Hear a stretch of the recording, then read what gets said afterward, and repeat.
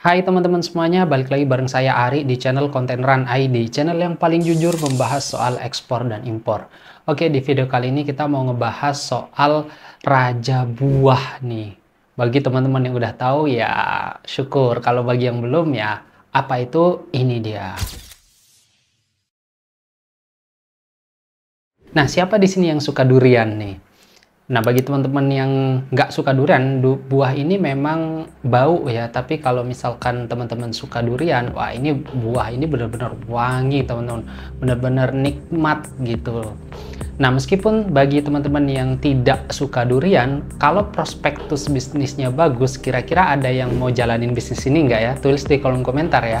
Berdasarkan data dari Badan Pusat Statistik, Indonesia memproduksi 1.852.045 ton pada tahun 2023, di mana penghasil durian terbesar di Indonesia adalah Jawa Timur sebesar 488.000 ton, Jawa Tengah 197.000 ton, Jawa Barat 158.000 ton, Sumatera Utara 137.000 ton, dan Sulawesi Selatan 88.000 ton. Nah, tentu ini adalah kombinasi dari beberapa jenis durian ya. Ada durian ya mungkin bawor lokal, kemudian ada mungkin musangking, dan juga ada blackthorn dan sebagainya. Nah, tentu kalau untuk ekspor, teman-teman bisa sesuaikan kualitasnya dengan permintaan buyer. Biasanya sih ya musangking, blackthorn, duri hitam, udang merah, dan lain sebagainya ya. Nah, di sini durian termasuk dalam HS code 081060, di mana importir terbesarnya adalah China dengan nilai impor sebesar 6,7 billion US dollar.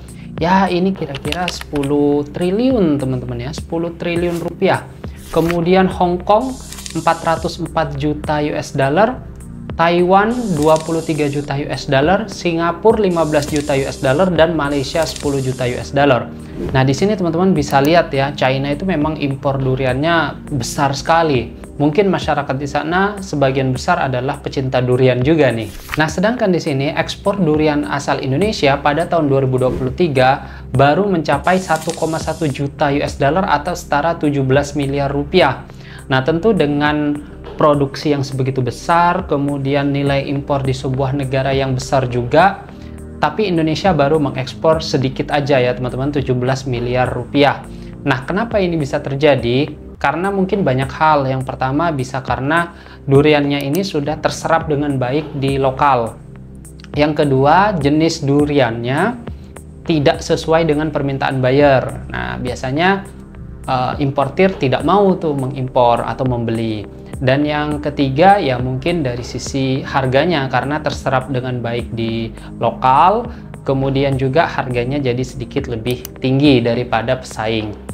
Nah, tentu kita juga harus melihat seperti eksportir lainnya, seperti yang di Asia Tenggara itu ada Thailand, teman-teman. Kalau Thailand dia mengekspor ya durian montong itu lumayan besar ke China. Nah, kalau misalkan teman-teman juga ingin menyaingi Thailand sebagai eksportir durian, ya nggak ada salahnya untuk belajar ke sana, teman-teman. Dari 17 miliar yang diekspor oleh Indonesia, ada pun beberapa negara yang memang rutin membeli durian dari Indonesia. Seperti misalnya Thailand sebesar 302.000 US dollar, Hong Kong 285.000 US dollar, Singapura 266.000 US dollar, Malaysia 192.000 US dollar, dan Jerman sebesar 32.000 US dollar. Nah, tentu teman-teman kalau misalkan kita mau ekspor durian ya, pastikan kita memang punya produksi yang berlebih ya.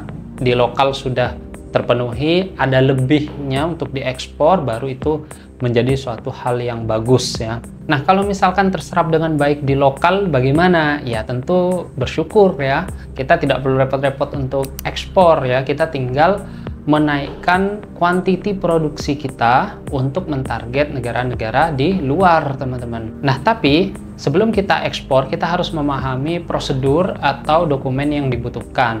Nah, di sini durian termasuk ke dalam barang bebas ekspor, di mana biasanya dokumen yang dibutuhkan dari pemerintah Indonesia itu hanya NIB dan NPWP Badan. Nah, ini untuk barang bebas ekspor dari pemerintah Indonesia. Nah, tentu teman-teman harus tanyakan kepada buyer dokumen apa yang dibutuhkan untuk impor clearance-nya di sini.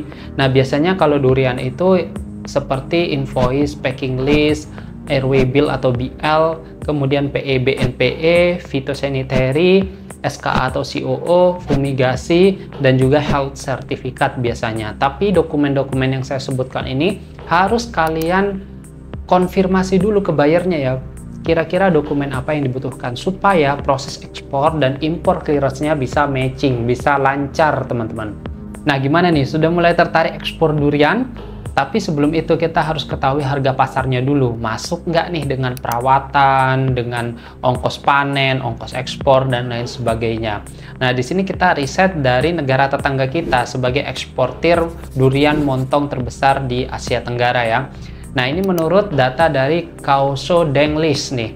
Harga durian montong untuk ekspor ya di Thailand itu berkisar 146 baht per kilo atau Rp67.000 per kilonya.